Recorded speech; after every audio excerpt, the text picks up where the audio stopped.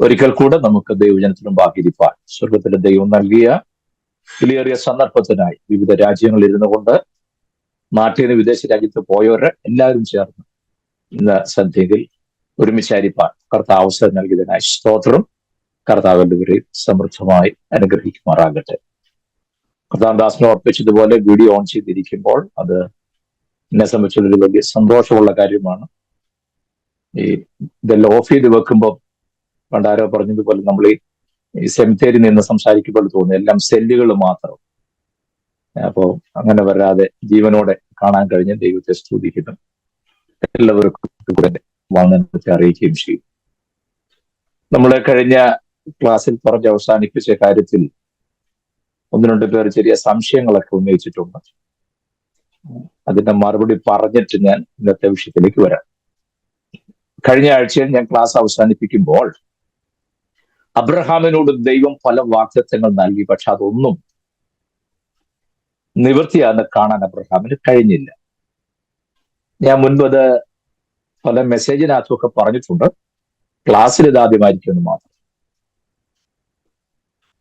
ഒന്ന്, അബ്രഹാമിന് കൊടുക്കാമെന്ന് പറഞ്ഞ ദേശം അത് പൂർണ്ണമായി അബ്രഹാമിന് കിട്ടിയില്ല. രണ്ട്, അബ്രഹാമിനോട് പറഞ്ഞ ആകാശത്തെ നക്ഷത്രങ്ങളെ പോലെയും കടൽത്തീരത്തെ മണൽത്തരികളെ പോലെയും മക്കളെ തരുമെന്നും അബ്രഹാം മരിക്കുമ്പം 25 എണ്ണത്തെ പോലും മൊത്തം കാണാൻ അബ്രഹാമിന് ഒത്തില്ല. നമുക്ക് ഈ വചനം പഠിക്കുമ്പോഴാണല്ലോ ഈ പഠിപ്പിക്കുന്ന ആളിനോട് ദേഷ്യം തോന്നുന്നു. ഞാൻ ഈ ഓരോ കാര്യം പറയുമ്പോൾ നിങ്ങൾ ഈ വീഡിയോ ഓഫ് ചെയ്തിരിക്കുന്നതുകൊണ്ട്, അല്ലെങ്കിൽ എനിക്ക് ഈ മുഖം പെട്ടെന്ന് മാറുന്ന കാണുമ്പോഴറിയാം അത് എന്നെ അങ്ങ് വലിച്ചു കീറാനുള്ള ദേഷ്യം ഈ മുഖത്ത് വിരിയുന്നു. സ്തോത്രം. പിന്നെ വന്നിരുന്നും പോയി എഴുന്നേറ്റ് പോകാനും വല്ലാത്തതുകൊണ്ട് നിങ്ങൾ എന്നെ സഹിക്കുകയെന്നും അറിയാം. അപ്പം അബ്രഹാമിനോട് ദൈവം പറഞ്ഞു ആകാശത്തിലെ നക്ഷത്രങ്ങളെ പോലെയും കടത്തിരുത്ത മണത്തരികളെ പോലെയും മക്കളെ തരുന്നു പറഞ്ഞു. നമ്മൾ പറഞ്ഞു വാഗ്ദത്തം ചെയ്തവൻ വിശ്വസ്തനാണ്.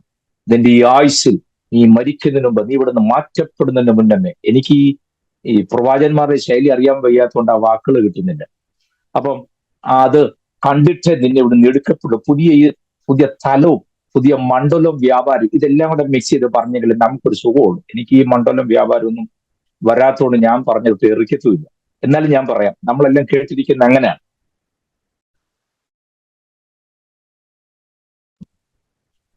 ഇതൊന്നും കാണാൻ അബ്രഹാമിന് പറ്റിയില്ല.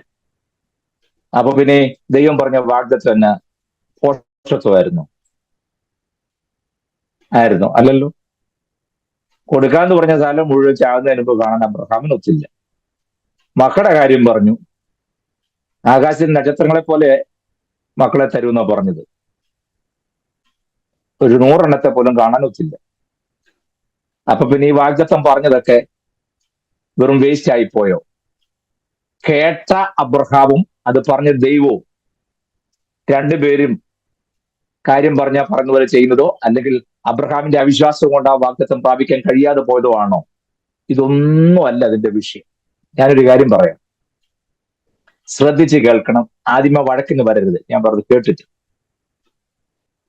ദൈവം നമുക്കൊരു വാഗ്ദത്തം തന്നിട്ടുണ്ടെങ്കിൽ, ലിസൺ മീ കെയർഫുള്ളി, ദൈവം നമുക്കൊരു വാഗ്ദത്തം തരുമ്പോൾ ആ വാഗ്ദത്തത്തെ നമ്മുടെ ആയുസ് കൊണ്ട് അളക്കരുത്. മനസ്സിലായില്ല? പറയാം. അബ്രഹാമിനോട് ദൈവം വാഗ്ദത്തം ചെയ്തിട്ട് ദൈവം നിവർത്തിക്കാതിരിക്കാൻ ദൈവം ഒരിക്കലും അവിശ്വസ്തനല്ല. അബ്രഹാമിനോട് ദൈവം പറഞ്ഞ വാഗ്ദത്തം അത് കേട്ട അബ്രഹാം മൺമറഞ്ഞു പോയിട്ടും ഇന്നും നമ്മൾ ഈ ക്ലാസ്സിൽ ഇരിക്കുമ്പോഴും ദൈവം അബ്രഹാമിനോട് പറഞ്ഞ വാഗ്ദത്തം നിറവേറ്റിക്കൊണ്ടിരിക്കുക. വല്ലതും മനസ്സിലായോ? അബ്രഹാമിന്റെ തലമുറ എത്ര കഴിഞ്ഞു? സ്തോത്രം. നമുക്ക് നമ്മുടെ 80-85 വയസ്സിനകത്ത് ഇത് കണ്ടാൽ മതി, അല്ലാതെ മറ്റുള്ളവർ കാണണമെന്നില്ല. അവിടെ ഈ പ്രശ്നം. ദൈവം നമുക്കൊരു വാഗ്ദത്തം തരുമ്പോൾ അത് നമ്മുടെ ആയുസിന്, നിങ്ങൾ ഈ ദൈവത്തെ നമ്മുടെ ആയുസ് കൊണ്ട് അളക്കാതെ അവിടെ കുഴപ്പം മുഴുവൻ. പറഞ്ഞത് ആരാണെന്നും അത് സ്വീകരിക്കുന്ന ആരാണെന്നും ഒക്കെ തമ്പുരാൻ ഒന്ന് ചെയ്താൽ നമ്മളൊരു 1500 തലമുറ കഴിഞ്ഞാലും വാങ്ങിച്ചു തീർക്കാൻ ഒക്കില്ല. അങ്ങനെ തരാനേ ദൈവത്തിന് അറിയത്തുള്ളൂ. മനസ്സിലാകുന്നുണ്ടോ? നമ്മൾ ദൈവത്തിന് കൊടുക്കുമ്പോഴല്ല ദൈവം വല്ലതും നമുക്ക് തരുന്നത്. നമ്മളെല്ലാം കർത്താവിന് വേണ്ടി ഒരുപാട് ചെയ്തു, കർത്താവിന് വേണ്ടി അങ്ങ് കൊടുത്തെന്നൊക്കെ പറഞ്ഞു. സ്തോത്രം. ഞായറാഴ്ച സ്വോത്രാഴ്ച ഇടുമ്പോൾ കാണാം കർത്താവിന് വേണ്ടി. ഞാൻ പലപ്പോഴും എനിക്ക് സങ്കടവും തോന്നാറുണ്ട്. പ്രാണൻ തന്ന കർത്താവിന് വേണ്ടി കൊടുക്കുന്നത്. നിങ്ങൾ മിക്ക ഉപദേശിമാർക്ക് ഞായറാഴ്ച ഉച്ച കഴിഞ്ഞ് ഒരു 3 മണിയാകുമ്പോഴത്തേക്കും തോളിന് 2 നീരായിരിക്കും. ഈ 10 രൂപ നോട്ട് നിവർക്കുന്നതാണ്. പിന്നെ അത് ഇടുന്ന കണ്ടോട്ടെ, ഞാൻ ചുരുട്ടിയല്ലേ ഇടുകയുള്ളൂ, അത്രയേ ഉള്ളൂ. നിവർത്തിടുകയല്ല, നല്ല നോട്ട് ഇടുകയല്ല. ഞാൻ മിക്കപ്പോഴും പറയാറുണ്ട്, ഒരാഴ്ച നമ്മൾ എത്ര കിലോ മത്തി വാങ്ങിക്കും. നെയ്മിന്റെയും മോതയുടെയും ചൂരയുടെയും കാര്യം ഞാൻ പറയുന്നില്ല, അത് വിട്ടേക്കാം. മത്തി തന്നെ എടുക്കും. സ്തോത്രം. ഒരാഴ്ച മുഴുവൻ ആയുസ്സോടെ ആരോഗ്യത്തോടെ നടത്തിയ ദൈവത്തിന് 1 കിലോ മത്തിയുടെ കാശ് പോലും സ്വത്രാഴ്ച 10 ഇടാൻ ശേഷിയില്ലാത്ത നമ്മൾ ആ ഡയലോഗ് അടിക്കുന്നു. അതും പ്രാണൻ തന്നവന്. എന്നുവെച്ച് പ്രവാചകൻ വന്ന് പറഞ്ഞു, ഞാൻ നിന്നെ വിശാലതയിലേക്ക് വരുത്തി. എന്തോ ഗുണം? നിന്നെ വിശാലതയ്ക്ക് വരുത്തിയിട്ട് നിന്റെ സ്ഥിതി മാറ്റി. ഇപ്പോൾ ഉള്ള എന്നാ കുഴപ്പം? സ്തോത്രം. ഇത് മാറ്റിയത് കൊണ്ട് ദൈവരാജ്യത്തിന് വല്ല പ്രയോജനമുണ്ടോ? ഇല്ലല്ലോ. ഉണ്ടോ? ആരും ഇറങ്ങി പോകരുത്. സ്തോത്രം. ഞാൻ മടങ്ങി വരുന്നത്, അല്ലെങ്കിൽ അടുത്ത ആഴ്ച ഞാനും ജെജിപ്പാസും മാത്രമേ കാണൂ. പിന്നെ ഞാനിത് പറയുന്നത്, ദയവേത് എന്നെ ഓർത്ത് ആരും ഭാരപ്പെടണ്ട, എനിക്ക് വേണ്ടിയിട്ടുമല്ല. സ്തോത്രം. പിന്നെ നിങ്ങളുടെ നന്മയും നിങ്ങളുടെ വഴികളും ദൈവം നിങ്ങൾക്ക് വേണ്ടി ഒരുക്കുന്ന നന്മകൾ നിങ്ങളായിട്ട് തട്ടി മാറ്റാതിരിക്കാനും ഞാൻ പറയേണ്ട കാര്യം പഞ്ചായത്തിന്റെ വെളിച്ചത്തിൽ പറഞ്ഞെന്നുള്ളതേ ഉള്ളൂ.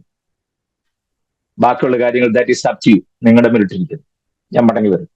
ദൈവം നമുക്ക് തരുന്ന വാഗ്ദത്തങ്ങൾ, ദൈവം തരുന്ന ആലോചനകളെയൊക്കെ നമ്മുടെ ആയുസ് കൊണ്ട് അളക്കുന്നതാണ് ഈ കുഴപ്പം. അബ്രഹാമിനത് അറിയായിരുന്നു. അതുകൊണ്ട് അബ്രഹാം ഈ ദൈവ ഉടമ്പടി ചെയ്തപ്പോ അബ്രഹാമിനോട് മാത്രമല്ല, ഇസഹാക്കിനോടും ഉടമ്പടി ചെയ്യും, യാക്കോബിനോടും ഉടമ്പടി ചെയ്യും. കണ്ടോ? സ്തോത്രം. അതിന്റെ അർത്ഥം വല്ല നിങ്ങൾക്ക് മനസ്സിലാകുന്നുണ്ടോ? ദൈവം ഒരാളോട് ഇടപെടുമ്പോൾ ആ ഇടപെടുന്ന വ്യക്തിയെ മാത്രമല്ല, അവനിലൂടെ വരാൻ പോകുന്ന ജനറേഷനെ കൂടെ കണ്ടോണ്ടാവാം. സ്തോത്രം. വളരെ മനോഹരമായ ഒരു വാക്യം പുറപ്പാട് പുസ്തകത്തിനകത്തുണ്ട്. നിങ്ങൾ എപ്പോഴും വായിച്ചിട്ടുണ്ടോ? 4-ാം അധ്യായത്തിൽ, ഇസ്രായേൽ എന്റെ മകൻ, എന്റെ ആദ്യജാതൻ. ഇസ്രായേലിനെ വിടിവിച്ചുകൊണ്ട് പോകണമെന്ന് പറഞ്ഞ സമയത്ത് അങ്ങനെയല്ലേ പറഞ്ഞു? നിങ്ങൾ പുറപ്പാട് പുസ്തകം 4-ാം അധ്യായം എടുത്ത് 22-23 വാക്യം ഒന്ന് വായിച്ച്. പുറപ്പാട് പുസ്തകം 4-ാം അധ്യായം 22-23 തന്നെയല്ലേ? എന്റെ ഓർമ്മയെന്ന് പറഞ്ഞതാണ്, ഞാനിവിടെ നോക്കിക്കോട്ടെ. 22 അരുളി ചെയ്യുന്നു, ഓർമ്മ. ഇസ്രായേൽ എന്റെ പുത്രൻ, എന്റെ ആദ്യജാതൻ തന്നെ. Yes yes, correct. വായിച്ചു. യഹോവ ഇപ്രകാരം അരുളി ചെയ്യുന്നു, ഇസ്രായേൽ എന്റെ പുത്രൻ, എന്റെ ആദ്യജാതൻ തന്നെ. എനിക്ക് ശുശ്രൂഷ ചെയ്യുവാൻ എന്റെ പുത്രനെ വിട്ടയക്കണമെന്ന് ഞാൻ നിന്നോട് കൽപ്പിക്കുന്നു. അവനെ വിട്ടയപ്പാൻ സമ്മതിക്കുന്നില്ലെങ്കിൽ ഞാൻ നിന്റെ പുത്രനെ, നിന്റെ ആദ്യജാതനെ തന്നെ കൊന്നുകളയുമെന്ന് പറയുക. മതി. മോഹന, ദൈവത്തിന്റെ ഇടപാട്. ഇസ്രായേൽ എന്റെ ആദ്യജാതൻ, എന്റെ പുത്രൻ, എന്റെ മകൻ. ദൈവം അബ്രഹാമിനെ അനുഗ്രഹിക്കുമ്പോൾ അവിടെ ഒത്തിരി അങ്ങോട്ട് കയറി വരണ്ടാണ്. ഞാൻ ഇടയ്ക്ക് ഒന്ന് അങ്ങോട്ടും ഇങ്ങോട്ടൊന്ന് പോവുക. അബ്രഹാമിനോട് ദൈവം പറയാണ്, ഞാൻ നിന്നെ അനുഗ്രഹിച്ചിരിക്കുന്നു. അബ്രഹാമിനെ അനുഗ്രഹിക്കുമ്പോൾ അബ്രഹാമിന് കിട്ടുന്ന പദവി, ദൈവത്തിന്റെ മകൻ എന്ന പദവിയിലേക്ക് അബ്രഹാമിനെ കൊണ്ടുവരിക. അതൊക്കെ ഞാൻ പിന്നീട് പറഞ്ഞോളാം. മുമ്പ് ഒന്ന് സൂചിപ്പിച്ചിട്ടുണ്ട്. ഇപ്പൊ അങ്ങോട്ട് പോയാൽ നമ്മുടെ വിഷയം അവിടെ കിടക്കും. എങ്കിലും ഒരു കാര്യം പറയട്ടെ. ഈ അബ്രഹാമിനെ അനുഗ്രഹിച്ചു, ഇസഹാക്കിനെ അനുഗ്രഹിച്ചു, യാക്കോബിനെ അനുഗ്രഹിച്ചു. ദൈവാനുഗ്രഹം തലമുറയ്ക്ക് കൈമാറ്റം ചെയ്യാൻ കഴിയുക എന്ന് പറഞ്ഞാൽ ഇതിനേക്കാൾ വലിയ ഭാഗ്യം വേറെയില്ല. നിങ്ങൾ തിരുവഴുത്തുടനീളം പരിശോധിച്ചു നോക്കി. ഞാൻ അതുകൊണ്ട് അങ്ങോട്ട് എപ്പോഴും നിങ്ങൾ എന്റെ പ്രസംഗത്തിനകത്തെല്ലാം ഞാൻ നമ്മുടെ തലമുറകളെ കുറിച്ച് പറയാറുണ്ട്. സ്തോത്രം. ഞാൻ എപ്പോഴും പറയും, ലോകരാജ്യങ്ങൾ മുഴുവൻ സഞ്ചരിച്ച് 10,000 പേരെ സ്നാനപ്പെടുത്തിയിട്ടുണ്ട്. സ്വന്തം തലമുറ നമ്മോടൊപ്പം സന്ധ്യയ്ക്ക് പ്രാർത്ഥനയ്ക്ക് മുട്ടുമടക്കുന്നില്ലെന്നുണ്ടെങ്കിൽ ലോകരാജ്യം മുഴുവൻ സഞ്ചരിച്ചുകൊണ്ട് എന്തോന്നാ ഗുണം? ആ ഫേസ്ബുക്കിനകത്തും ഫ്ലെക്സിനകത്തും ഇഷ്ടംപോലെ ഫോട്ടോ പരിപാലിക്കും. പക്ഷെ സ്വന്തം തലമുറ നമ്മുടെ കൂടെ ഇല്ലെങ്കിലോ തീർന്നില്ലേ? സ്തോത്രം. നിങ്ങൾ ഇതുകൊണ്ട് ഈ വലിയ വിശാഖപട്ടണത്തെ യേശുവിന്റെ നാമത്തിൽ അവകാശം പറയാതെ, വിശാഖപട്ടണം അവിടെ ഉണ്ട്, ആരും കൊണ്ടുപോകുക, അവിടെ ഇരുന്നോട്ടെ. വിശാഖപട്ടണത്തിന്റെ പുറകെ ഓടാൻ വരട്ടെ. മക്കള് 3 ഉണ്ട്, 3 സന്ധ്യക്ക് പ്രാർത്ഥനയ്ക്ക് വീട്ടിൽ കാണുമോ? സ്തോത്രം. അതോ പ്രാർത്ഥിക്കാൻ വരാൻ പറയുമ്പോഴത്തേക്കിന് ആ പടെ ഇടംപിരിയാവൂ? സ്തോത്രം. അതിന് വേറൊരു ഗുണമുണ്ട്. നമ്മുടെയൊക്കെ വീട്ടിൽ ഈ സന്ധ്യപ്രാർത്ഥന പിന്നെ പാതിരാത്രി പ്രാർത്ഥന ആയതുകൊണ്ട് അങ്ങനെയും കൂടെ ഒരു ഗുണമുണ്ട്, അല്ലേ? സകല പണിയും തീർത്ത് അടുക്കളയിൽ അമ്മാമയാണെങ്കിൽ ലാസ്റ്റ് ആ സിങ്കിനകത്ത് ലാസ്റ്റ് പാത്രം കൊണ്ട് കഴുകി റെഡിയാക്കി വെച്ചാൽ 2 കൈ നൈറ്റിയ തൂത്തുകൊണ്ട് വരണ്ട് പാച്ചമ്മ ഇനി പ്രാർത്ഥിക്കാം. അപ്പൊ പിള്ളേർ എന്നത്തേക്കിനും ഈ ചീത്തയും തെറിയും വിളിക്കുന്ന പ്രോഗ്രാം ഉണ്ടല്ലോ, ഏതാണ്ട് ഒരു ബോസിന്റെ. അപ്പൊ അതും കണ്ട അവരവിടെ സോദരം. ഇപ്പോഴാണ് പ്രാർത്ഥിക്കുന്ന 10 മിനിറ്റ് കഴിഞ്ഞിട്ട് ആയിക്കോട്ടെ. സന്ധ്യാപ്രാർത്ഥന പാതിരാത്രി പ്രാർത്ഥനയായി. സോദരം. പിന്നെ ഇതെല്ലാം കഴിഞ്ഞ് പ്രാർത്ഥിക്കാതിരുന്നാലോ 150 കോട്ടുവായി വിട്ട് അത് ഒരു കുഴപ്പമില്ല. പ്രാർത്ഥിക്കാണ്ട കുട്ടി ഇരിക്കും. അന്നേരം മുതലിങ്ങനെ വണ്ടിയുടെ ബോണറ്റ് പൊക്കി വെച്ചിരിക്കുന്ന പോലെ നമ്മുടെ വായങ്ങ് പൊളിയുന്നു. സ്തോത്രം. പിന്നെ ആ പാട്, ആ പാട്ട് പാടും, ഏതെങ്കിലും അങ്ങ് പാട്. ആർക്കു വേണ്ടി പാടുകയാണോ? പിന്നെ ഏതാണ്ട് വായിച്ച മുഴുവൻ തെറ്റിയും പോയി, മുഴുവൻ ആകെപ്പാടെ. പണ്ട് ഒരാൾ വായിച്ചില്ലേ, എന്റെ നാഴി കവന്നിട്ടില്ലെന്ന്, എന്റെ നാഴിക വന്നിട്ടില്ലെന്ന. നാഴിക ഇപ്പുറത്തെ ഇവിടെ ആയതുകൊണ്ട് അങ്ങനെ വായിച്ചു.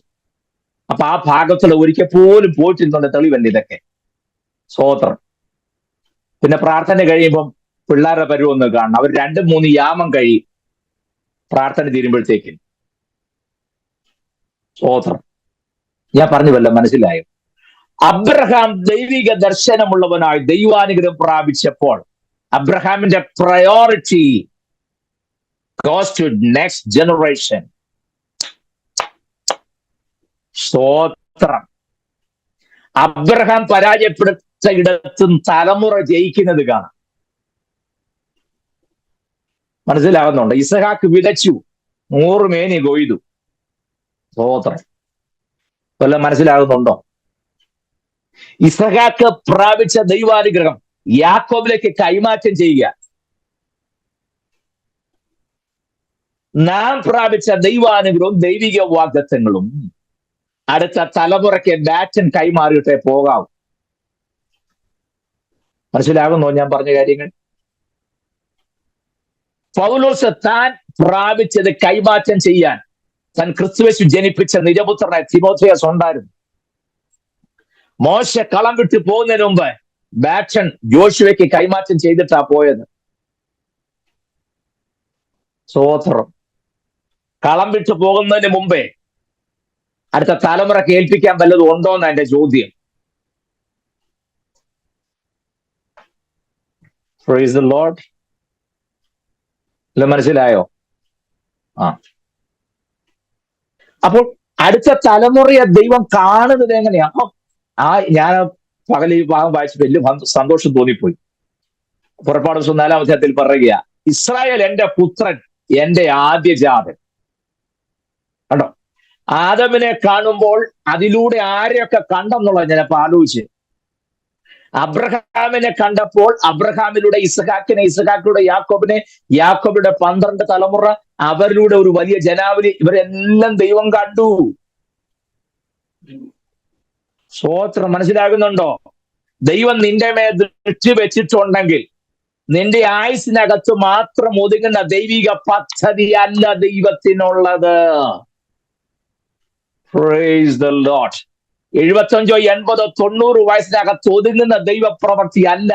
ദൈവം നിന്നെ നോക്കുമ്പോൾ കാണുന്നത് നിന്നിലൂടെ നിന്റെ തലമുറ, അവരുടെ അടുത്ത തലമുറ, അവരുടെ അടുത്ത തലമുറയിലേക്ക് ഒഴുകത്തക്ക നിലയിലുള്ള ഒരു ദൈവിക പദ്ധതിയാണ് ദൈവം നിന്നോട് പറഞ്ഞത്. അത് മനസ്സിലാക്കണം. സ്തോത്രം. മനസ്സിലാകുന്നോ ഞാൻ പറഞ്ഞത്? ആ വിളിച്ച വിളിയൊക്കെ അങ്ങനെയുള്ളവന്റെ കാര്യത്തിലാണ് ദൈവം ഇടപെടുന്നത്. ആ പദവിയിലേക്ക് വന്നവരുടെ കാര്യത്തിലാണ് ദൈവം ഇടപെടുന്നത്. 4:22 നിങ്ങൾ മറിച്ചു, അതവിടെ തന്നെ ഉണ്ടോ? ഉണ്ടെങ്കിൽ ഒന്നുകൂടെ വായിക്കാമോ? 23-ാമത്തെ വാക്യം. 22 എന്നുള്ള വായിച്ചു. 23-ാമത്തെ വാക്യം. എനിക്ക് ശുശ്രൂഷ ചെയ്യുവാൻ എന്റെ പുത്രനെ വിട്ടയക്കണമെന്ന് ഞാൻ നിന്നോട് കൽപ്പിക്കുന്നു. അവനെ വിട്ടയപ്പാൻ സമ്മതിക്കുന്നില്ലെങ്കിൽ ഞാൻ നിന്റെ പുത്രനെ, നിന്റെ ആദിജാതനെ തന്നെ കൊന്നുകളയും എന്ന് പറയുക. കണ്ടോ? ദൈവം മോശയോട് സംസാരിക്കുക, എന്റെ ആദിജാതനെ, എന്റെ പുത്രനെ വിട്ടയക്കണം. നിങ്ങൾ വാക്ക് ശ്രദ്ധിക്കണം. ഇസ്രായേൽ എന്റെ ആദിജാതനെ കണ്ടിട്ട് അവരെ മിസ്രയീമിൽ വിടുന്നില്ലെങ്കിൽ ഫറവോനെ, നിന്റെ ആദിജാതനെ ഞാൻ തൊടുമെന്നാ ദൈവം പറഞ്ഞേ. ഓ, ആക്ക് പിടികിട്ടാൻ. സ്തോത്രം. എന്റെ ആദ്യജാതനായ ഇസ്രായേലിനെ വിട്ടയച്ചില്ല എന്നുണ്ടെങ്കിൽ മിസ്രയീമിലെ സകല കുടുംബത്തിലുമുള്ള മുഴുവൻ ആളുകളും അവരുടെ ആദ്യജാതന്മാരും വിവരം അറിയുമെന്നാ ദൈവം ഈ പറഞ്ഞേ. സ്തോത്രം. നിങ്ങൾ ഈ സന്ധ്യകൾ ഇതൊരു ബൈബിൾ ക്ലാസ് ആണെങ്കിലും ഞാൻ ദൈവാത്മാവ് നിങ്ങളോട് പറയട്ടെ, നിങ്ങൾക്ക് ഉറയ്ക്കാൻ പറ്റുമോ? ഇതൊക്കെ ഉള്ളിലുണ്ടെങ്കിലേ ചുമ്മാ നടക്കാൻ പറ്റൂ. സ്തോത്രം. ദൈവം പറ, ഇസ്രായേൽ എന്റെ ആദ്യജാതന, അവനെ വിട്ടയക്കണം. നീ വിടുകയല്ലേ? വിടണ്ട. നിന്റെ ആദ്യജാതം മാത്രമല്ല, നിന്റെ രാജ്യത്തുള്ള മുഴുവൻ കുടുംബങ്ങളിലെ ആദ്യജാതന്മാരും വിവരമറിയും. അറിഞ്ഞോ? സ്തോത്രം. ദൈവം അതുകൊണ്ട് ആദ്യം പറഞ്ഞു, അവരെ വിട്ടയക്കേ. ഫറവോൻ പറഞ്ഞില്ല, ഒരു കാരണവശാലും ഞാൻ വിടുക. ആവർത്തിച്ചു പറയുന്നുണ്ട്, എന്റെ ജനത്തെ ആരാധിക്കാൻ വിട്ടയക്കണം. ഇന്ന് രാത്രി ഉഗ്രം വഴക്കുണ്ടാകുന്ന ഒരു ഭാഗത്തേക്ക് ഞാൻ ഈ വരുന്നു. ഇറങ്ങിപ്പോവുകയും ചെയ്യരുത്. എന്റെ ഒരു ചോദ്യം, ആരാധിച്ചു വിടുതലെടുക്കുകയാണോ അതോ വിടുതൽ പ്രാപിച്ചവരെ ആരാധിക്കുകയാണോ?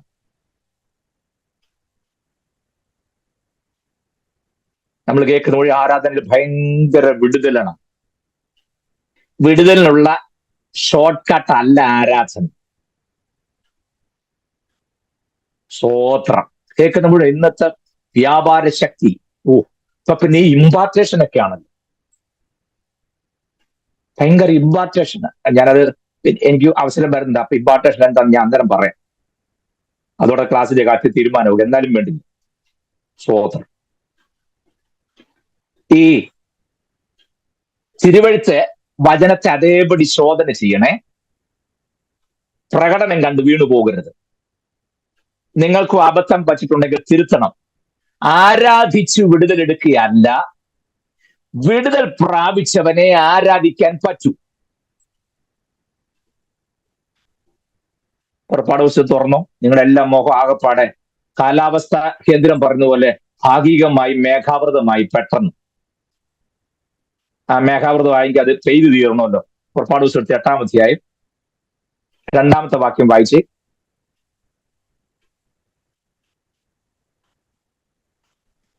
പുറപ്പാട് പുസ്തകം 8-ാം അധ്യായം 2-ാം വാക്യം.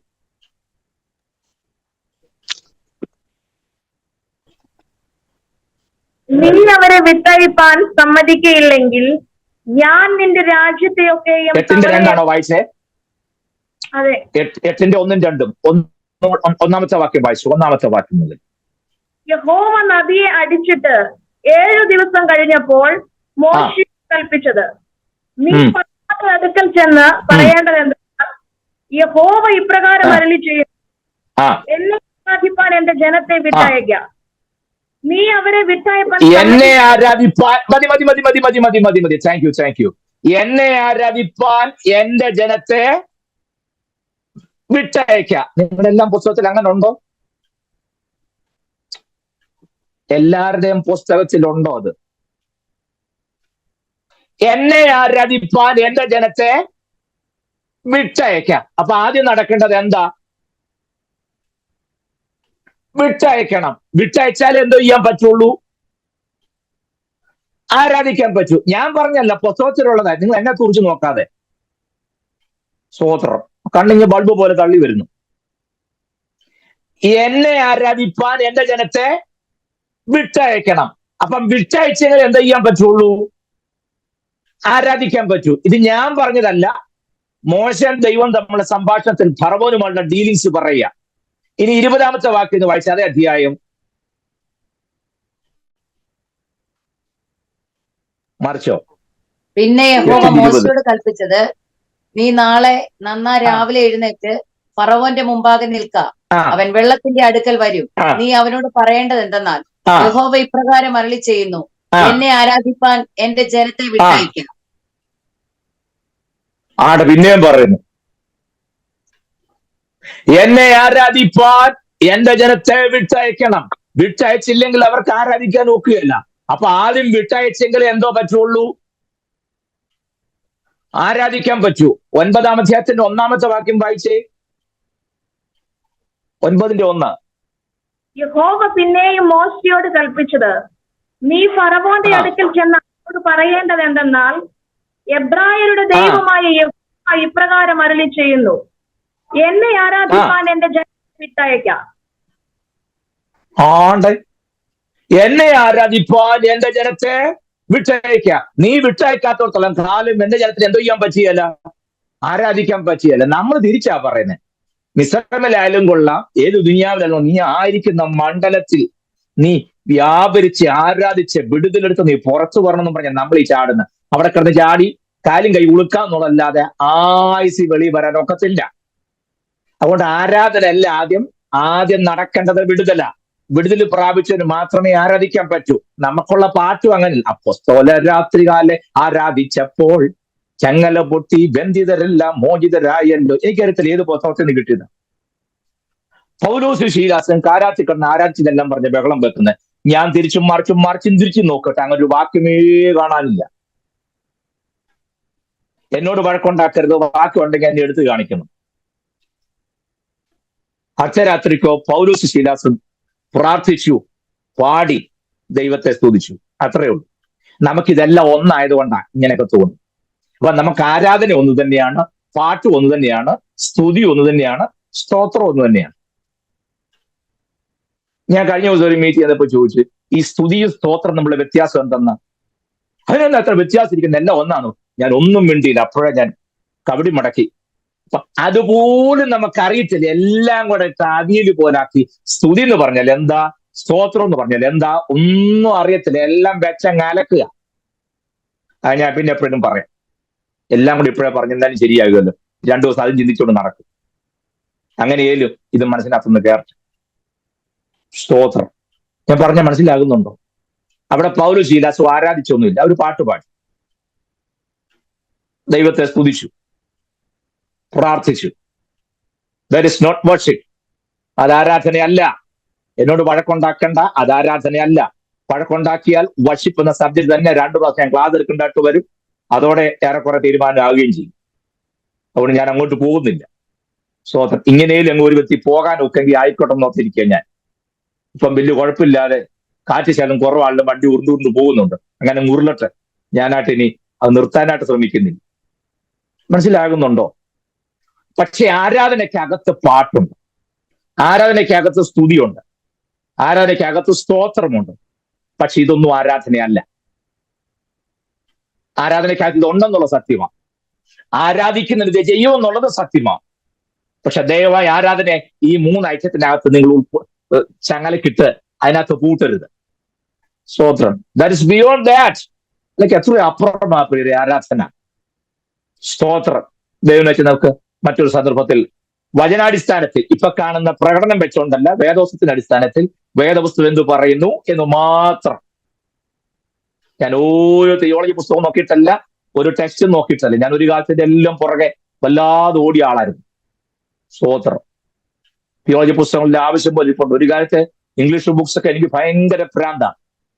പക്ഷെ പിന്നെ എനിക്ക് മനസ്സിലായി, ഇവന്മാര് വേദപുസ്തകത്തോട് ചെയ്തിടത്തോളം ദോഷം വേറെ ആരും വേദത്തോട് ചെയ്തിട്ടില്ല. പഠിച്ചു നോക്കണം, ഞാൻ പറഞ്ഞ ശരിയാണെന്ന്. പോട്ടെ, ഞാൻ വിഷയത്തിൽ നിന്ന് പോകുന്നില്ല. അപ്പൊ ഇവിടെ വീണ്ടും പറയുക, 9:1 പറയുക, എന്റെ ജനത്തെ ആരാധനയ്ക്കായി വിട്ടയക്കണം. 9:13 ഒന്ന് വായിച്ച് നോക്കിക്കേ. പുസ്തകം തുറന്ന് വായിച്ചേ, 9:13. അപ്പോൾ യഹോവ മോശയോട് കൽപ്പിച്ചത്, നീ നന്നാ രാവിലെ എഴുന്നേറ്റ് ഫറവോന്റെ മുമ്പാകെ നിന്ന് അവനോട് പറയുന്നത് എന്തെന്നാൽ, എബ്രായരുടെ ദൈവമായ യഹോവ ഇപ്രകാരം അരുളി ചെയ്യുന്നു, എന്നെ ആരാധിപ്പാൻ എന്റെ ജനത്തെ അയക്കാം. കണ്ടോ? പിന്നെയും പറയാ, എന്നെ ആരാധിപ്പാൻ എന്റെ ജനത്തെ വിട്ടയക്കുക. ഞാൻ ഓർക്ക് കുറഞ്ഞ പുള്ളിയൊന്നും അല്ല ഈ ചെന്ന് പറയുന്നേ. ഇപ്പൊ പിന്നെ നമുക്ക് പറയുക പോലും വേണ്ട, ഇങ്ങനെ വീശിയാൽ മതി, അപ്പോഴേ ഞങ്ങളെല്ലാം അഴിഞ്ഞു പോവുക. അങ്ങനെ കൂടെ മോശയാണ്ട് ഇപ്പൊ എത്ര പ്രാവശ്യം പറഞ്ഞു,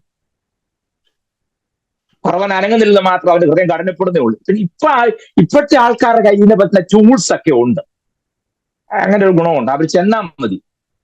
ഈ സാന്നിധ്യം വ്യാപരിക്കുന്നത് കൊണ്ട് ഇവർ ചെല്ലുന്നതെല്ലാം സാന്നിധ്യമാണല്ലോ. ഇപ്പൊ പിന്നെ ഇവരിൽ ഈ സാന്നിധ്യം ഉള്ളത് കൊണ്ട് കർത്താവിൽ നിന്ന് പ്രാപിക്കൊണ്ട് ഓടിച്ചെന്ന് ഇവരെ കെട്ടിപ്പിടിച്ചാൽ മതി. ആ സിസ്റ്റം അങ്ങനെയൊക്കെയായി. അതൊരു വലിയ ഗുണമാണ് കേട്ടോ.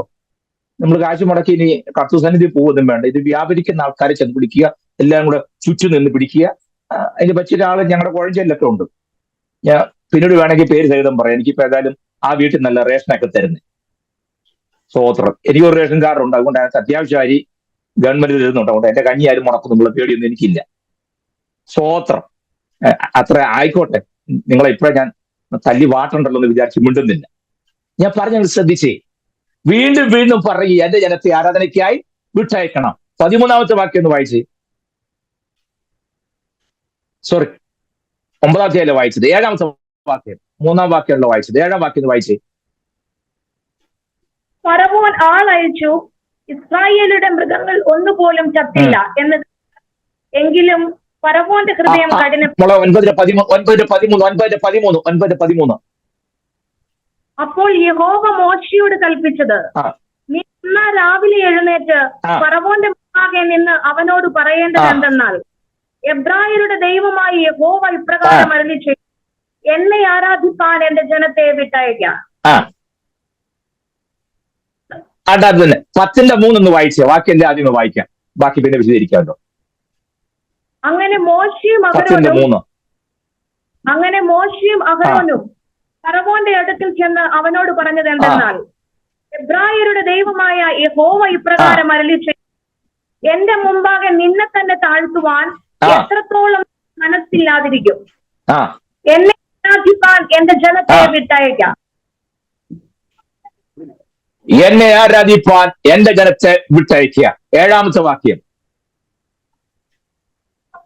അപ്പോൾ ഭൃത്യന്മാർ ഫറവോനോട്, എത്രത്തോളം ഇവൻ നമുക്ക് കെണിയായിരിക്കും, ആ മനുഷ്യരെ തങ്ങളുടെ ദൈവമായ യഹോവയെ ആരാധിക്കുന്നതിന് വിട്ടയക്കണം.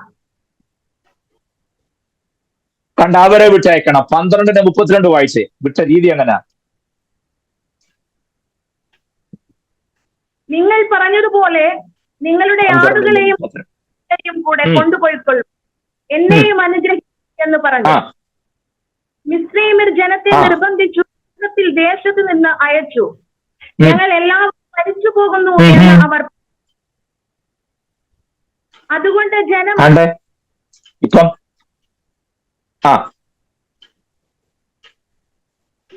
Okay, thank you. That's enough. 12:31 ഒക്കെ വായിക്കുമ്പം എനിക്ക് ഭയങ്കര സന്തോഷം തോന്നാറുണ്ട്. ഞാൻ കാണിച്ച എല്ലാ വാക്യത്തിലും എബ്രായരുടെ ദൈവമായ യഹോവ ഇപ്രകാരം അരുളി ചെയ്യുന്നു, എന്റെ ജനത്തെ ആരാധനയ്ക്കായി വിട്ടയക്കണം. സ്തോത്രം. അങ്ങനെ തന്നെയാണ് ആവർത്തിച്ചു കൊണ്ട്. കാരണം ഫറവോൻ ഇവിടുന്ന് വിട്ടാലേ മരുഭൂമി പോയി ആരാധിക്കാൻ പറ്റൂ. ഇല്ല, മരുഭൂമി കിട്ടുന്നോണ്ട് ആരാധിച്ച് വിടുതലെടുക്കുക അല്ലായിരുന്നു. സ്തോത്രം. 2-ാമത്തെ കാര്യം, വിടുതൽ പ്രാപിച്ചുകൊണ്ട് ആരാധിക്കാൻ പറയണ്ട. മനസ്സിലാകുന്നുണ്ടോ? ആ, അവൻ ഓട്ടോമാറ്റിക്കലി അത് ചെയ്യും. സ്തോത്രം. മരുഭൂമിയിലാണ് ആരാധന. ആരാധന എന്താണെന്നുള്ള ഞാൻ പിന്നെ പറയാം. സ്തോത്രം. ഇപ്പൊ നിങ്ങൾ വിചാരിക്കും ഈ പുള്ളിക്ക് ഈ പാട്ടിനോടും അന്യഭാഷ പറഞ്ഞോടൊന്നും താല്പര്യമില്ലാത്ത ആള്, ബ്രദറുകാരനാണെന്ന് സംശയം തോന്നുന്നു എന്നെ കുറിച്ച്. അല്ലല്ല, ആ സെൻസിലല്ല ഞാൻ പറഞ്ഞു. സ്തോത്രം. പാട്ട്, അന്യഭാഷ, നൃത്തം ഇതെല്ലാം വേണം. പക്ഷെ അതുകൊണ്ട് മാത്രം ആരാധനയാകുന്നില്ല. അതല്ല ഈ പ്രാകാരത്തിൽ കിടന്ന് നമുക്ക് പിന്നെ അങ്ങനെ ഗുണമുണ്ട്. നമ്മൾ ഞായറാഴ്ച പ്രാകാരം വരെ പോവുള്ളൂ. വിശുദ്ധ മന്ദിരത്തിലും കയറുകയല്ല, അതിവിശലത്തിലും കയറത്തില്ല. പ്രാകാരത്തിൽ ചെന്ന് ഒച്ചയും ബഹളം വെച്ചിട്ട് കഴിഞ്ഞിട്ട് നമ്മൾ ഇനി പോരുക എന്നുള്ളതല്ല. ഏതാണ്ട് എല്ലാം ആയെന്നായി പറയുന്നത്. സ്തോത്രം. എല്ലാം പിടി കിട്ടുന്നുണ്ടോ? ആരാധന അതല്ല. ഈ പറഞ്ഞ ഐറ്റം എല്ലാം പ്രാകാരത്തിലേ ഉള്ളൂ. നമുക്ക് അതിവിശ സ്ഥലം വരെ ചെല്ലണം. അവിടെ ആ മീറ്റിംഗ് പോയിന്റ്സ്. സ്തോത്രം. അപ്പൊ നിങ്ങൾ വിചാരിക്കും ഈ പുള്ളി പഴയ നിയമം വെച്ചാ കളിക്കുന്നത് അല്ലേ? പഴയ നിയമം അതേന്നെ, പഴയ നിയമം തന്നെയാ ഞാൻ ഈ പറഞ്ഞു. സ്തോത്രം. അത് തന്നെയാ പുതിയ നിയമം. നമുക്ക് പിന്നെ നോക്കാം. ഇപ്പൊ അതുകൊണ്ട് നിങ്ങൾ ചോദ്യമായിട്ടൊന്നും വരണ്ട. മുന്നോട്ട് ചെല്ലുമ്പോൾ ഞാൻ ഈ കാര്യം പറഞ്ഞില്ല എന്നുണ്ടെങ്കിൽ അന്നേരം എന്നോട് ചോദിച്ചാൽ മതി.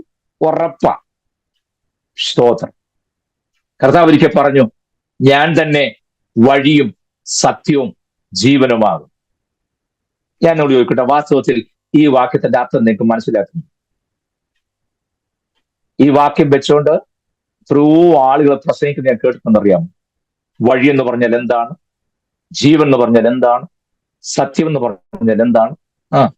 ഞാൻ തന്നെ വഴിയും സത്യവും ജീവനുമാകുന്നു. ഞാനൊരു കാര്യം പറയാം. നമ്മളൊരു വാചകം കേട്ടിട്ട് നമ്മുടേതായ രീതിക്ക് അത് വ്യാഖ്യാനിച്ചുകൊണ്ട് പോകരുത്. ആദ്യമായി ആലോചിക്കണം, ഇതാര് ആരോട് പറഞ്ഞു?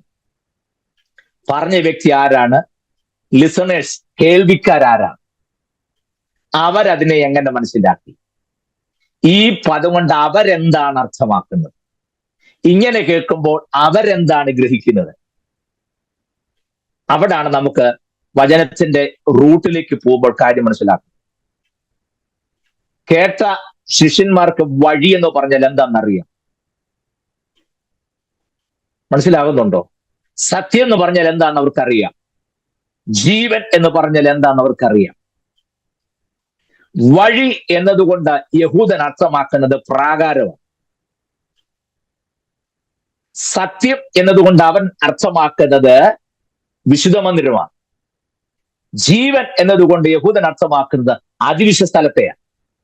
കാരണം അവിടെയാണ് ജീവൻ അർപ്പിക്കുന്നത്, രക്തം അർപ്പിക്കുന്നത്.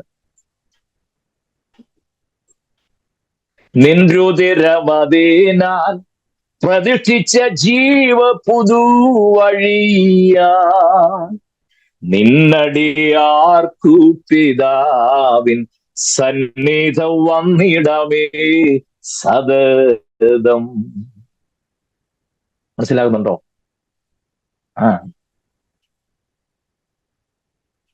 തന്റെ ദേഹമെന്ന തിരശീല ചിന്തി തവമോക്ഷമാർഗം തുറന്നു. ഞാനൊക്കെ പാടുമ്പോ വല്ല ഐഡിയ കിട്ടിയിട്ടാണോ? നമ്മൾ ഉദ്ദേശിക്കുന്ന ഐറ്റം ഒന്നുമല്ല, നമ്മൾ ധരിച്ചു വെച്ചിരിക്കുന്ന ഒന്നുമല്ല വേദവസം ഉദ്ദേശിക്കുന്നു. സ്തോത്രം. മനസ്സിലാകുന്നുണ്ടോ?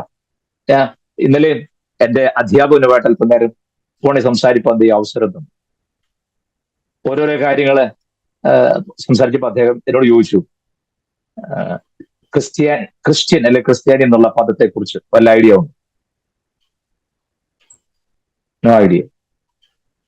എന്ന് പറഞ്ഞാൽ അർത്ഥം എന്താ? ക്രിസ്ത്യൻ എന്ന് പറഞ്ഞാൽ ക്രിസ്തുവിനെ അനുഗമിക്കുന്നത്. അന്ത്യോക്യ വെച്ചാണല്ലോ ശിഷ്യന്മാർക്ക് ക്രിസ്ത്യാൻ എന്ന് പേരുണ്ടായത് അല്ലേ? അതിന് ക്രിസ്ത്യാനി നമ്മൾ കാണുന്നില്ല. പറഞ്ഞു വന്നപ്പോൾ മനസ്സിലായ യശയാപ്രവചനത്തിൽ നിന്നായി പേര് വന്നു.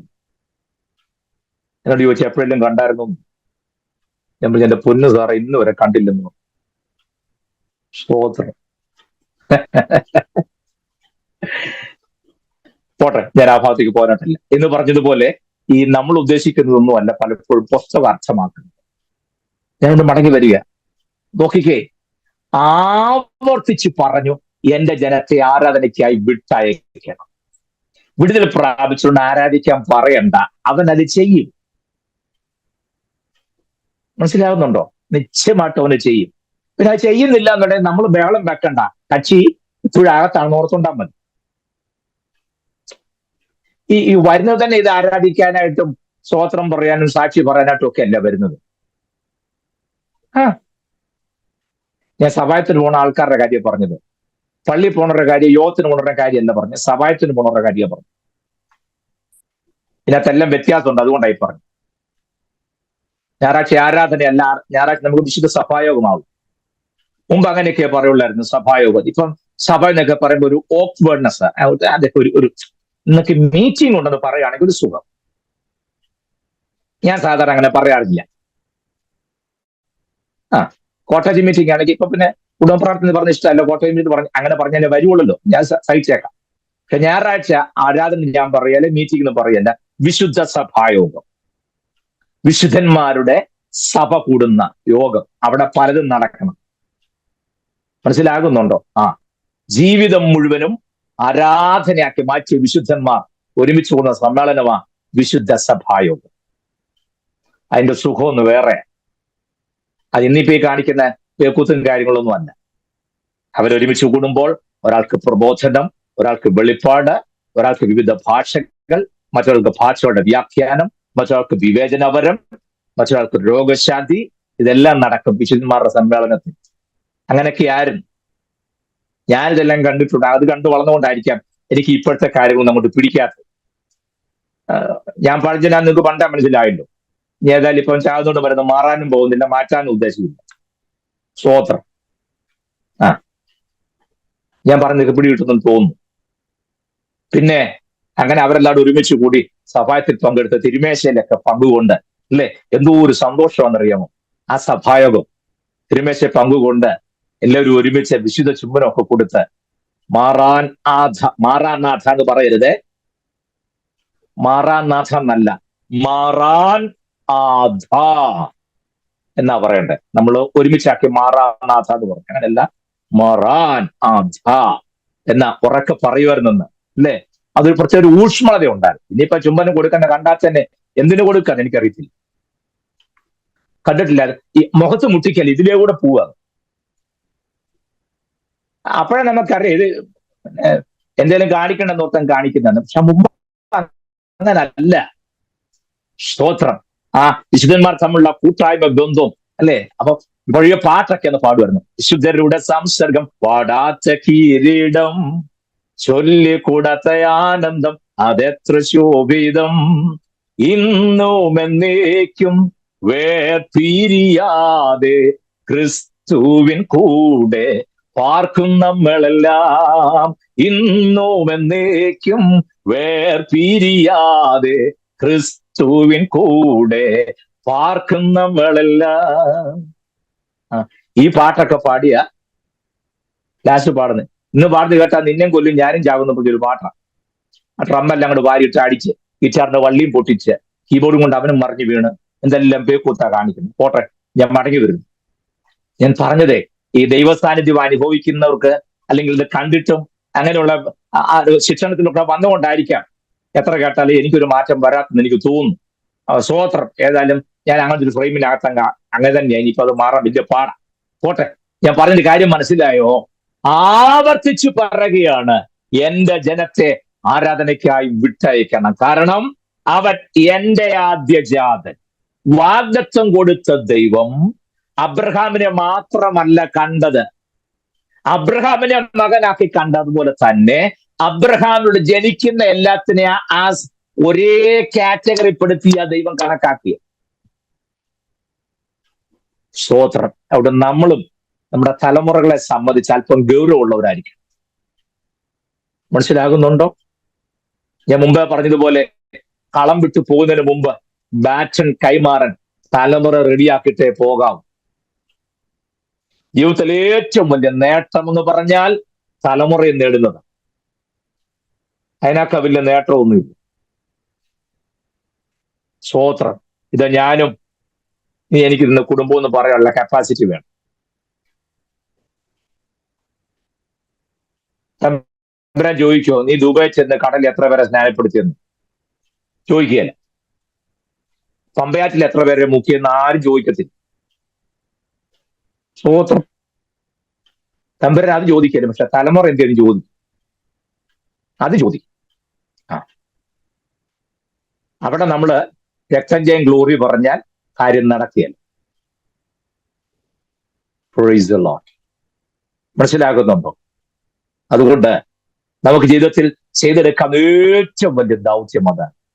അബ്രഹാമിനെ ദൈവം വിളിക്കുമ്പോൾ അബ്രഹാമിന്റെ ആ വിളിക്കകത്ത് തലമുറ കൂടെ ഉണ്ടായിരുന്നു. അബ്രഹാം ഏറ്റെടുക്കുന്ന ദൈവിക വാഗ്ദത്തങ്ങൾ ഓഹരിയായി അബ്രഹാമിന്റെ കടിപ്രദേശത്ത് ഉത്ഭവിക്കുന്ന തലമുറകൾ കൂടെ ഉണ്ടായിരുന്നു. അതൊരു ചെറിയ കാര്യമാണോ? സ്തോത്രം. അപ്പൊ അവരോടൊരു ദൈവത്തിന്റെ ഇടപാട് ഒരു സൂചനയാണ് ഞാൻ പറഞ്ഞത്. അവിടെ എത്രയും വാക്കിയെടുത്ത് പറഞ്ഞ് എബ്രായരുടെ ദൈവമായ യഹോവ. അങ്ങനെ പറഞ്ഞത് ആർക്കാ എബ്രായന് പേരുണ്ടായ?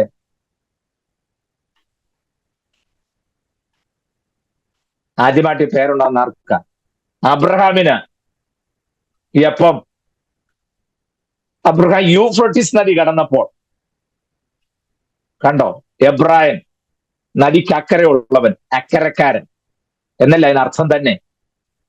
സ്വോത്രം. അവൻ ഇക്കരക്കാരനല്ലെന്ന്, ഈ തരക്കാരനല്ലെന്നല്ല, ഇക്കരക്കാരനല്ല, അവൻ അക്കരക്കാരനാണ്. മനസ്സിലായോ? സ്വോത്രം. അതാണ് എബ്രായരുടെ ദൈവം എന്ന് പറഞ്ഞപ്പോ നിങ്ങൾക്ക് ആ പദപ്രയോഗത്തിന്റെ അർത്ഥം പിടി കിട്ടിയോ? ആദ്യജാതനായി കണ്ടിരിക്കുന്നു. ഇസ്രായേലിനെ ആദ്യജാതനായി കാണുമ്പോൾ അവിടെ ഉപയോഗിച്ച ശൈലി നിങ്ങൾ ശ്രദ്ധിക്കണം. എബ്രായരുടെ ദൈവമായ യഹോവ ഇപ്രകാരം അരുളി ചെയ്യുന്നു. ആ പദം ഉപയോഗിക്കുമ്പോൾ അതിനകത്ത് ദൈവം ആ ഒറ്റ വാക്കിനകത്ത് ഉൾക്കൊള്ളിച്ചിരിക്കുന്ന ആരൊക്കെയാണ് നിങ്ങൾ മനസ്സിലാക്കണം. സ്തോത്രം. എന്റെ ജനത്തെ ആരാധനയ്ക്കായി വിട്ടയക്കണം. Praise God. അതാ ഞാൻ മുമ്പേ പറഞ്ഞത്, വീണ്ടും ആവർത്തിക്കുന്നു.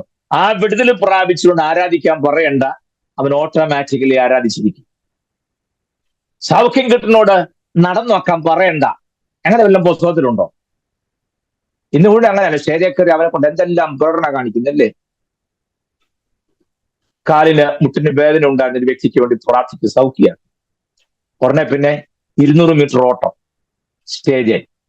അവിടെ ഇരുന്ന് പോട്ട് വന്നാട്ടെ, കാലൊന്ന് കുടഞ്ഞു കാണിച്ചാട്ടെ, ഒന്ന് ഇരുന്നാട്ടെ, ഒന്ന് എഴുന്നേറ്റ്. ഈ ആന്റി വന്നപ്പോൾ ഇങ്ങനായിരുന്നു. അതെ. ഈ ആന്റിയുടെ കൂടെ ആരെങ്കിലും വന്നിട്ടുണ്ടോ? പിന്നെ അവര് വന്ന് പറഞ്ഞു, അതെ എന്റെ കൂടെ വന്നപ്പോൾ ബസ്സെ കയറാൻ വലിയ പാടായിരുന്നു, പിന്നെ ഞാൻ ഓട്ടോ വിളിച്ചു, ഓട്ടോ കയറാനും വലിയ പാടായിരുന്നു, ഞാനാണ് കാലെടുത്ത് പൊക്കി വെച്ചു കൊടുത്തത്. ഇതെല്ലാം കൂടെ വന്ന ആള് പറയും. ആണോ? ഓ, ഗോഡ് ഈസ് ഗ്രേറ്റ്. അടുത്ത് ആണ്ട് അമ്മയുടെ ഗർഭം മുതൽ മുടന്തനായ ഒരുത്തൻ സുന്ദരമെന്ന ദേവാലയ ഗോപുരത്തിനിരിക്കുകയായിരുന്നു. പത്രോസ് യോഹന്നാൻ അങ്ങോട്ട് ചെന്നു. അവെല്ലാം കിട്ടുന്നു കയറി നോക്കിയത്. കർത്താവ് പറഞ്ഞ്, അപ്പോസ്തലന്മാര് പറഞ്ഞു, വെള്ളിയും പൊന്നും ഞങ്ങൾക്ക് തരാനിട്ടില്ല, നസറേനായ യേശു നാമത്തിൽ നടക്കാൻ എന്ന് പറഞ്ഞേച്ച് കൈ കൊടുത്ത് അവനെ എഴുന്നേൽപ്പിച്ചു. അടുത്ത വാക്ക് നിർന്ന അവൻ നടന്നും തുള്ളിയും ദൈവത്തെ മഹത്വപ്പെടുത്തിക്കൊണ്ട് ദൈവാലയത്തിലേക്ക് പോയി. അല്ലാതെ പത്രോസ് യോഹന്നാൻ അവനെ ആയിട്ട് തുള്ളിച്ചെന്നല്ല, അവൻ തന്നെ തുള്ളി. ഞാൻ ആലോചിക്കും, ഇന്നെങ്ങാനും ആയിരുന്നെങ്കിൽ അവിടുത്തെ രംഗം എന്തായിരുന്നു? അമ്മയുടെ ഗർഭം മുതൽ മുടന്തനായിരുന്നവന് സൗഖ്യം കിട്ടിയാൽ, എന്റെ ദൈവമേ, TV തുറന്നാലും വാട്സാപ്പ് തുറന്നാലും ഫേസ്ബുക്ക് തുറന്നാലും മടങ്ങിയിരിക്കുന്ന കാല്, അപ്പോസ്തലന്മാർ ചെല്ലുന്ന അവസ്ഥയിലുള്ള കാല്, സൗഖ്യമാകുന്ന സമയത്തെ കാല്, അത് കഴിഞ്ഞ് അവൻ കാല് കുടയുന്ന രംഗം, പിന്നെ ഓടുന്ന രംഗം, എന്തെല്ലാം കണ്ടേന്. പത്രോസ് യോഹന്നാൻ അതൊന്നും കാണാൻ നിന്നില്ല. നസറേനായ യേശു നാമത്തിൽ നടക്കാന്ന് പറഞ്ഞ് എഴുന്നേൽപ്പിച്ച് അവര് പള്ളിയിലോട്ട് പോയി. ഇവൻ നടന്നും തുള്ളിയും ദൈവത്തെ മഹത്വപ്പെടുത്തിക്കൊണ്ട് അവനും പോയി. യഥാർത്ഥ സൗഖ്യം പ്രാപിച്ചവനെ തുള്ളിക്കാൻ നിൽക്കേണ്ട, അവൻ തന്നെത്താൻ തുള്ളുവെന്നാ ഞാൻ ഈ പറഞ്ഞേ. നിങ്ങൾക്ക് വിചാരം ഉണ്ടെങ്കിൽ ഈ പുള്ളിക്ക് തുള്ളിനോട് എതിരായിട്ടാണ്. എന്നോനോ, തുള്ളിക്കുന്നത് ഞാൻ എതിരാണ്, തുള്ളുന്നതിന് ഞാൻ എതിരല്ല. ഇപ്പൊ പിടി കിട്ടിയോ? തുള്ളുന്നതിന് ഞാൻ 100 അല്ല 200% സപ്പോർട്ടാണ്. തുള്ളിക്കുന്നതിനോട് ഞാൻ യോജിക്കുന്നില്ല. ഇപ്പൊ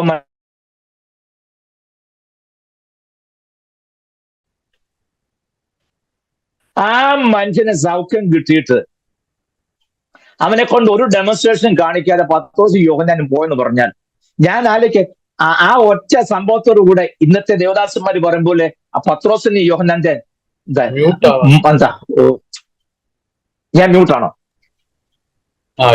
അല്ലല്ലോ. കണ്ടോ? അല്ലെ, ആ ഇന്നത്തെ നിലവാരം വെച്ചാണെന്നുണ്ടെങ്കിൽ അന്ന് ആ സൗഖ്യമായ സമയത്ത് പത്രോസ് യോഹന്നാൻ ആ ഒരൊറ്റ ശുശ്രൂഷയോടുകൂടെ അവരുടെ ശുശ്രൂഷയുടെ മണ്ഡലം നല്ല വേറൊരു വാക്ക പറഞ്ഞു, പുതിയൊരു തലത്തിലേക്ക്, മറ്റൊരു ലെവലെന്നല്ല. കഴിഞ്ഞ ദിവസം ഞാൻ കേട്ടായിരുന്നു കൊല്ലംകാരൻ ഒരാൾ പറയുന്നത്, എന്താ പുതിയൊരു മണ്ഡലം ആയിരിക്കുമല്ലേ, മണ്ഡലം എന്നല്ല, ഏതെങ്കിലും ആട്ടെ, ഞാനിപ്പോ അവരെ പറയാനായിട്ട് പോവല്ല, പുതിയൊരു തലത്തിലേക്ക് കയറേണ്ടായിട്ട് വന്നേ. ഞാൻ ആലോചിക്കുക പത്രോസ് യോഹന്നാനൊക്കെ ഇത്ര പൊട്ടന്മാരായി പോയത്. അവിടെ നിന്ന് 10 പേരുടെ മുമ്പിൽ വെച്ച് നിന്ന് 3-4 പേർക്ക് ഫോൺ നമ്പർ കൊടുത്തേച്ച് വേണ്ടാണ്ട് പത്രോസ് യോഹന്നാനും പോകാൻ.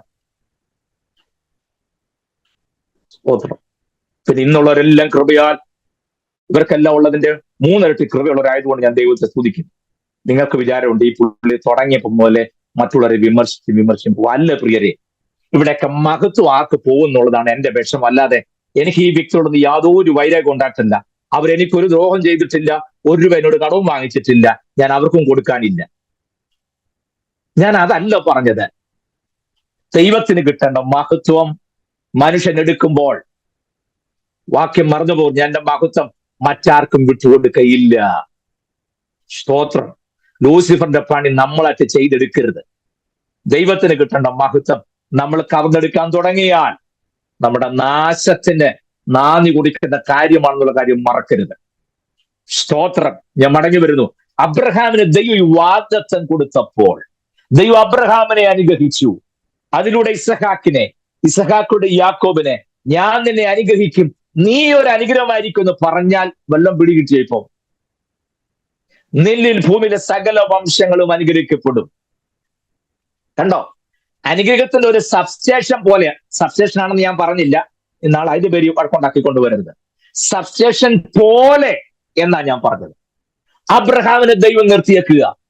അബ്രഹാമിലൂടെ, ഇസഹാക്കിലൂടെ, യാക്കോബിന്റെ തലമുറകളിലൂടെ, കണ്ടോ? അത്രയും ജനത്തെ കണ്ടുകൊണ്ടാണ് ദൈവം പറഞ്ഞത് എന്റെ ആദ്യജാതൻ. സ്തോത്രം. നിങ്ങൾ എപ്പോഴെങ്കിലും സമയം കിട്ടുമ്പോൾ ഈ വാക്യമൊക്കെ നന്നായിട്ട് ഒന്ന് ധ്യാനിച്ച് അത് ഉള്ളിലൊന്ന് ഏറ്റെടുത്ത് അതിന്റെ അകക്കാമ്പ്. സ്തോത്രം.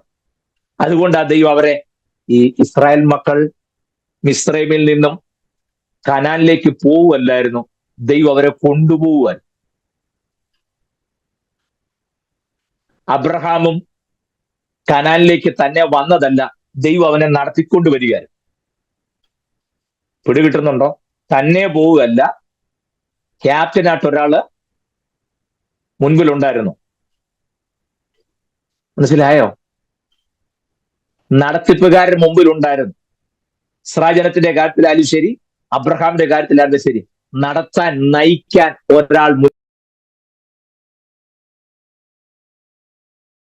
ന്റെ യാത്രയിൽ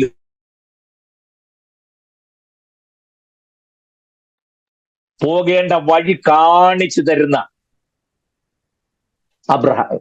ദൈവത്തെ നാം മറന്നു പോകരുത്. ഇടയ്ക്ക് ഒത്തിരി അപാതക പാളിച്ചകളും ഒക്കെ അബ്രഹാം ജീവിതത്തിൽ ഉണ്ടാകുന്നുണ്ട്, അല്ലേ? എനിക്ക് ഈ 12-13 അധ്യായമൊക്കെ വായിക്കുമ്പം സന്തോഷം തോന്നും, ഇടയ്ക്ക് ചിരിയും വരും. അബ്രഹാം ബഹുസമ്പന്നനായിരുന്നു, അല്ലേ? 12-ാം അധ്യായം നമ്മൾ കാണുന്നുണ്ട്. ഹാരാനിൽ വെച്ച് സമ്പാദിച്ച അബ്രഹാം ബഹുസമ്പന്നനായി, ഇഷ്ടംപോലെ അനുഗ്രഹം. പക്ഷേ ഒരു കുഴപ്പം, ദേശത്ത് ക്ഷാമം ഉണ്ടായി. ദേശത്ത് ക്ഷാമം വന്നപ്പോൾ ഒരു നിർവാഹം ഇല്ലാതെ അബ്രഹാം എങ്ങോട്ട് പോയി? മിസ്രൈമിലേക്ക് പോയി. അപ്പൊ ഈ സമ്പാദിച്ചതൊക്കെയോ? നിങ്ങൾ ആ 12-ാം അധ്യായത്തിന്റെ 10-ാമത്തെ വാക്കിന് വായിച്ച്.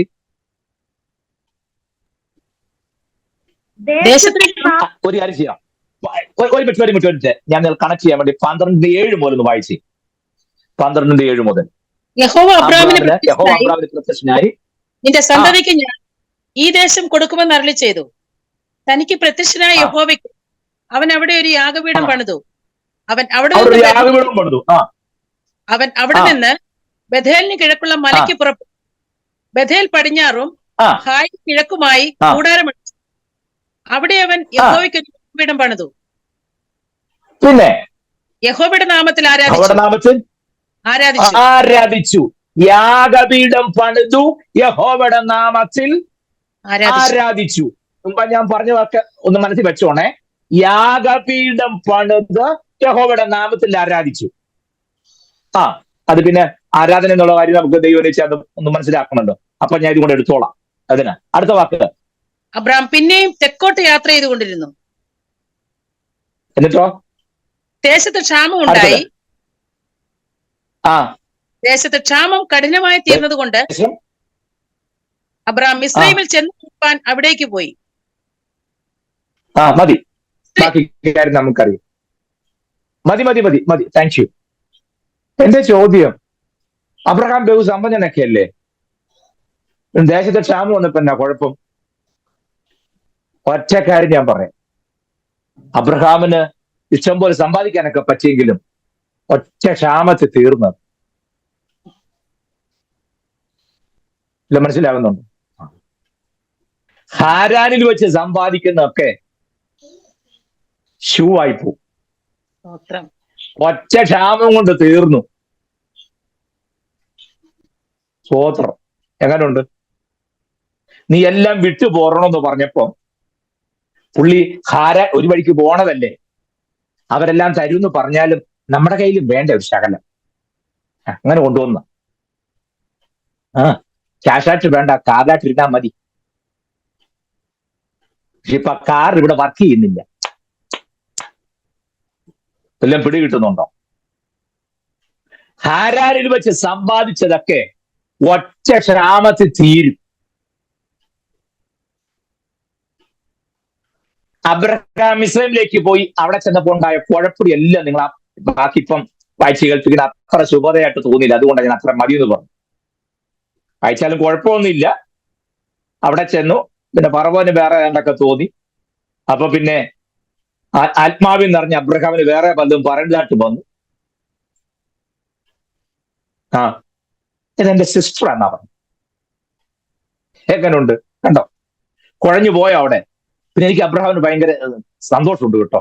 മടങ്ങി വന്നപ്പോൾ തനിക്ക് ജീവിതത്തിൽ പാളിച്ച സംഭവിച്ചെന്ന് തിരിച്ചറിഞ്ഞ് യഥാസ്ഥാനപ്പെടുന്ന അബ്രഹാമിനെ കാണാം. കാരണം മേളിപ്പുള്ളി യാഗപീഠം പണിത്, ചെന്നോട്ടല്ലേ യാഗപീഠം പണിത്, അവിടെ യഹോവയുടെ നാമത്തിൽ ആരാധിക്കുന്നവനാ. മിസ്രൈമിലേക്ക് ഒരു കാരണവശാലും പോകാൻ പാടില്ല എന്ന് പിന്നീട് പുള്ളിക്ക് മനസ്സിലായി.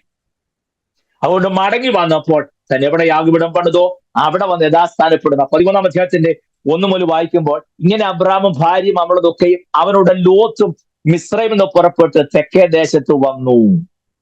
കണ്ടോ? അബ്രഹാം ബഹുസമ്പന്നനായിരുന്നു. ഏതിലൊക്കെ? കന്നുകാലി, വെള്ളി, പൊന്ന്, ഈ വകയിൽ അബ്രഹാം ബഹുസമ്പന്നനായിരുന്നു. അവൻ തന്റെ യാത്ര തെക്ക് നിന്ന് ബഥേൽ വരെയും ബഥേലിന് ഹായിക്കും മധ്യ തനിക്ക് ആദിയിൽ കൂടാരം ഉണ്ടായിരുന്നതും താൻ ആദിയിൽ ഉണ്ടാക്കിയ യാഗപീഠം ഇരുന്നതുമായ സ്ഥലം വരെയും ചെന്നു. അവിടെ അബ്രാം യഹോവയുടെ നാമത്തിൽ ആരാധിച്ചു. കണ്ടോ? നേരത്തെ കൂടാരം അടിച്ച സ്ഥലം മനസ്സിലാക്കി തിരിച്ച് അവിടെ വന്ന് നഷ്ടപ്പെട്ടു പോയ ആരാധന പുനഃസ്ഥാപിക്കുന്ന അബ്രാമിനെ നമുക്കവിടെ കാണാം. സമയം പോയതുകൊണ്ട് ഞാൻ ഇങ്ങനെ പറഞ്ഞ് അവസാനിപ്പിച്ചത്. ദൈവമെങ്കിൽ നമുക്ക് വെള്ളിയാഴ്ച വീണ്ടും ഇതിനെ തുറന്നുള്ള വേദഭാഗങ്ങൾ ചിന്തിക്കുകയും പഠിക്കുകയും ചെയ്യാം എന്ന് ഞാൻ ദൈവകൃപയിൽ ആഗ്രഹിക്കുകയും പ്രാർത്ഥിക്കുകയും ചെയ്യുന്നു. മറന്നു പോകരുത്. ഞാൻ ഇന്നത്തെ ക്ലാസ്സിൽ പറഞ്ഞ ഒറ്റ പോയിന്റേ ഉള്ളൂ. ദൈവം തന്ന വാഗ്ദത്തം നമ്മുടെ ആയുസ് കൊണ്ട് അളക്കരുത്. 2, ദൈവം നമ്മോട് പറഞ്ഞ കാര്യങ്ങൾ നമ്മിൽ മാത്രം ഒതുങ്ങാതെ നമ്മുടെ തലമുറയിലും അവരുടെ തലമുറയിലും തുടർമാനമായി നടക്കുന്ന ദൈവപ്രവൃത്തിയാണ് തിരിച്ചറിഞ്ഞ് ഈ വാഗ്ദത്തം അവരും പ്രാപിക്കത്തക്ക നിലയിൽ അവരെ കൂടെ നാം അറിഞ്ഞ ദൈവിക സാന്നിധ്യത്തിലേക്കും ദൈവിക ഉപദേശത്തിലേക്കും ജീവിത വിശുദ്ധിയിലേക്കും അവരെ കൂടെ കൊണ്ടുവരണം. സ്വോത്രം. മനസ്സിലാകുന്നോ? അബ്രഹാമിന് എങ്ങനെ ദൈവമായിട്ട് എൻകൗണ്ടർ ഉണ്ടായിരുന്നോ അതുപോലെ അബ്രഹാം ഇസഹാക്കിനെയും ട്രെയിൻ ചെയ്യും. ഇസഹാക്കിന് എങ്ങനെ ദൈവമായിട്ട് ബന്ധമുണ്ടായിരുന്നോ അതേ നിലവാരത്തിലേക്ക് തലമുറകളെ കൊണ്ടുവന്നു. യാക്കോബ് കാര്യം ഇടയ്ക്ക് ശകലം തരികിടൊക്കെ കളിച്ചെങ്കിലും 12 മക്കളെയും ഒടുവിൽ ദൈവകൃപയിലേക്ക് കൊണ്ടുവന്ന രംഗം നമുക്ക് കാണാം. അവരെ മൊത്തത്തിൽ ചേർത്ത് നിർത്തിക്കൊണ്ട് ആ തമ്പുരാൻ പറഞ്ഞത്, ഇസ്രായേൽ എന്റെ ആദ്യജാതൻ. കണ്ടോ? എന്റെ വാക്കുകൾക്ക് വിരാമം കുറിക്കുന്നു. ഒറ്റക്കാര്യം ഒന്നുകൂടെ ആവർത്തിക്കും. ദൈവം നമ്മോട് പറഞ്ഞു, വാഗ്ദത്തങ്ങൾ നമ്മുടെ ആയുസ്സിൽ മാത്രം ഒതുങ്ങുന്നതല്ല, നമ്മുടെ തലമുറയിലേക്ക് ഇത് ട്രാൻസ്ഫർ ചെയ്യും. അവിടുന്ന് വീണ്ടും ട്രാൻസ്ഫർ ചെയ്യും. പക്ഷെ ശ്രദ്ധിക്കേണ്ട കാര്യം, നാം എങ്ങനെ ദൈവത്തോട് അടുത്തു ദൈവകൃപയിൽ അത് പ്രാപിച്ചോ, അതേ നിലവാരത്തിലേക്ക് നമ്മുടെ തലമുറകളൊക്കെ കൊണ്ടുവരുവാനുള്ള ആത്മീയ ഉത്തരവാദിത്വം നമുക്കുണ്ട്. അത് ചെയ്തെടുപ്പാൻ ദൈവ കൃപ നൽകട്ടെ എന്ന് ആത്മാർത്ഥമായി പ്രാർത്ഥിച്ചുകൊണ്ട് ഇന്നത്തെ ക്ലാസ്സിനെ അവസാനിപ്പിക്കുന്നു. കർത്താവ് നമ്മെ സഹായിക്കുമാറാകട്ടെ.